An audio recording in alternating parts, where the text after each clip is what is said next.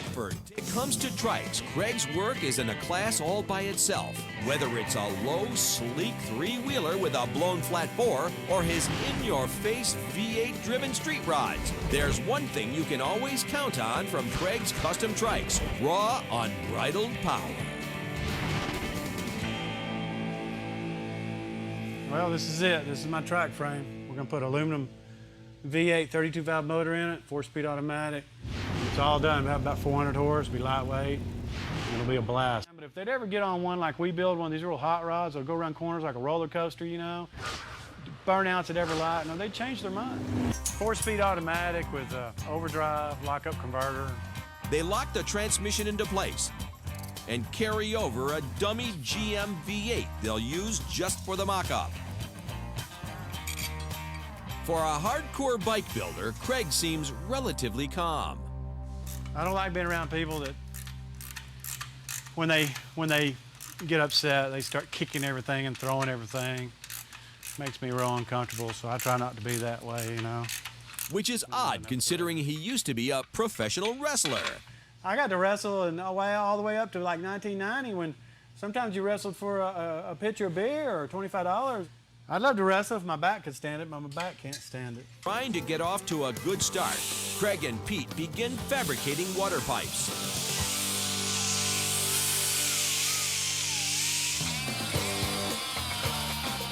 At Craig's Custom Trikes, there's no computerized master plan. When Craig builds, he goes by instinct and gut reaction. It's real us. It's like putting it on a napkin and making it happen. We're just gonna do it and weld it and be happy with it.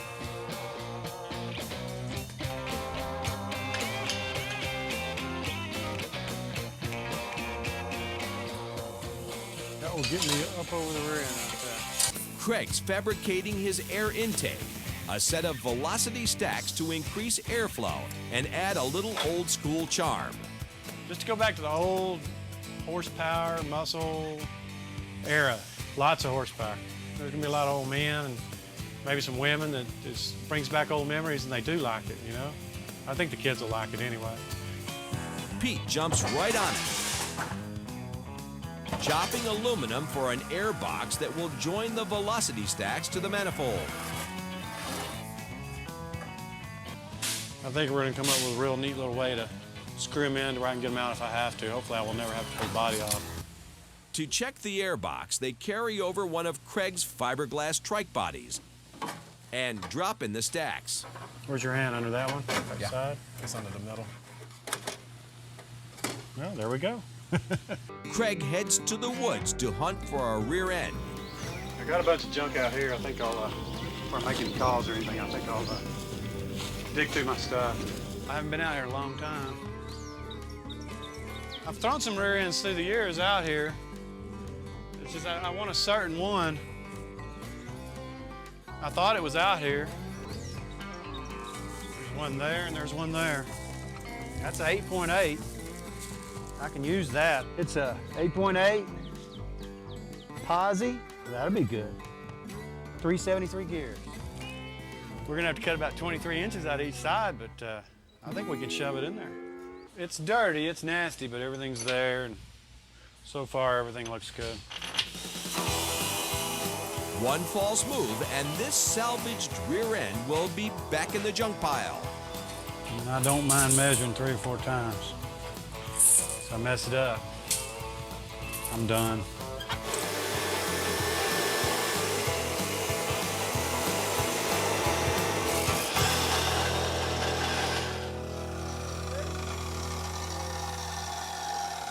Hopefully all the smoke and the fire is over with. We'll just put it together and weld it.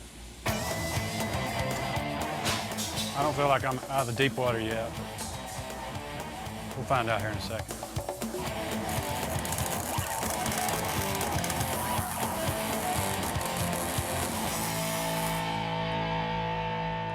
I've taken like 29 inches out of it because I want it narrow like an old slingshot dragster is what I'm after. Once it's shortened and reassembled, Craig and Pete need to get the rear end and frame ready for paint. It's unusual for a bike builder to begin paint at the end of day 3, but then again, this isn't a bike. We need to get it in paint so we can get it back out here. We have a little bit of fab left to do, but we'll do it after we start assembling it. Working deep into the night, he primes the frame before hitting it with paint.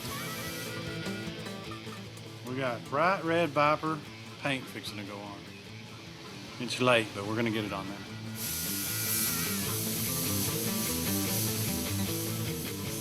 And by the end of day 3, Craig's covered his frame with a double coat of high-gloss enamel. His frame is dry and ready for the engine and tranny. Thought it was a walk in the park and it turned into a marathon. When it comes to choosing a motor, Craig doesn't mess around. This Aurora V8 is a lightweight all-aluminum 32-valve racing engine that'll power Craig's 1,200-pound trike with nearly 400 horses of all-American muscle. In my opinion, it's the best GM's ever built. It should just scream.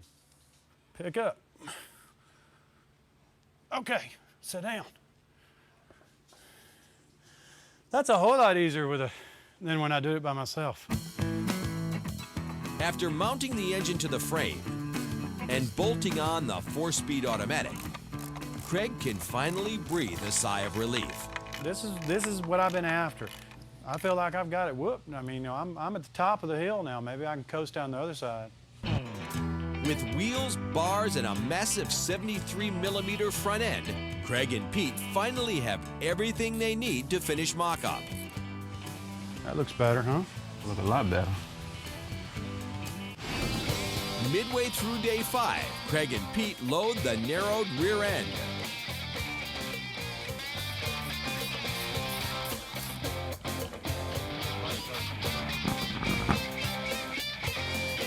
Craig and Pete drop the body on the frame, and with a few hours to spare, they've completed their week of fabrication. Craig starts week 2 by taking on the electrical system. This is just a basic beginning with all the GM plugs and stuff to help me out to start with. And he has some wisdom to impart to anyone who's ever wrestled with wiring. Don't be overwhelmed. Just do it one wire, or think about it at one wire at a time. They'll be okay. I'm thinking about white, pearl stripes, and red stripes. Okay. Then on top of it, I want pearl blue up here. I want it to come back into nice, long, stringy flames. I want to do a tribute to the guys that used to build trikes. The rat fink and the rat, maybe a little Indian Larry question mark, maybe some Von Dutch flying eyeball. Alan and Cody get right to work outlining the ribbon stripes across the body, painting over their pattern with a coat of Viper red to match the frame. And after a few hours, they've managed to crank out a killer set of all-American stripes. Up next, time winds down. 10 days and how much to go? 1 hour, 10 minutes. Alan and Cody tackle the trike body. They lay a glossy black on the back before heading up front to add Texas stars to the red, white, and blue. Then it's on to the airbrush and gold leaf logos of Craig's bike-building heroes.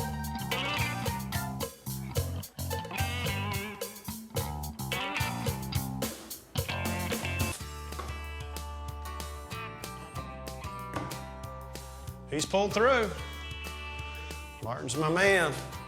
Paint's dry, seats on, and with a few hours to go, the body's ready to meet the frame. Just start him through the hole. Damn, that's a beautiful body.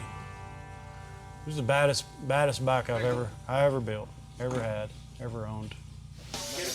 Craig drops in the velocity stacks. Y'all left him.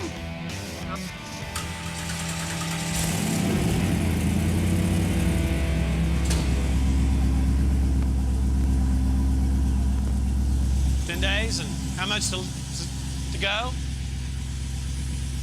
1 hour and 10 minutes.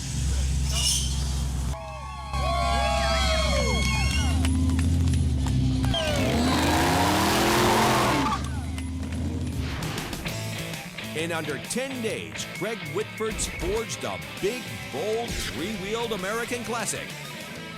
With an aluminum Aurora V8 kicking out almost 400 horsepower, this beast has enough muscle to dominate off the line.